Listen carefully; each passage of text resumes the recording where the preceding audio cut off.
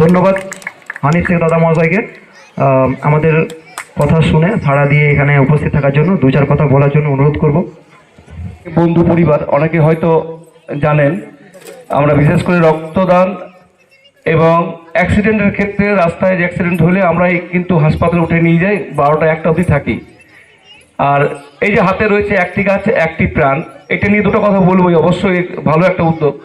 কারণ আমরা বেশি দিন হয়নি লকডাউন যাওয়া বা কোভিড পিরিয়ড যাওয়া, আমরা সেই সময় কিন্তু ভুক্তভোগী যে অক্সিজেনের কত দাম, আমরা হয়তো এই গাছের তলায় বসে আছি, আমরা ফ্রিতে অক্সিজেন নিচ্ছি, আমরা মূল্য বুঝতে পারছি না।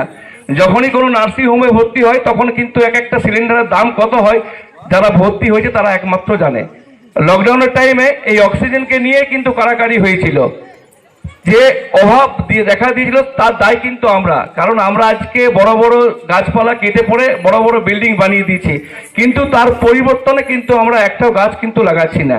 আজকে আমরা মনে করি 25শে বৈশাখ উপলক্ষে রবীন্দ্রনাথ ঠাকুরের আমরা মনে করছি এক একজন আমরা সবাই হাতে কিন্তু রবীন্দ্রনাথ ঠাকুরকে ঘরে নিয়ে যাচ্ছি, তার যে কবিতা, তার যে কথাবার্তা, তার যে শিক্ষা প্রত্যেকটা ঘরে যেমন আমাদের ফুটে উঠুক, এবং শুধু গানের মাধ্যমে নয়, আমাদের চলাফেরার মাধ্যমে সব কিছু যেন আমাদের শিরায় শিরায় ওনার কথা যেমন আমাদের গেঁথে থাকে।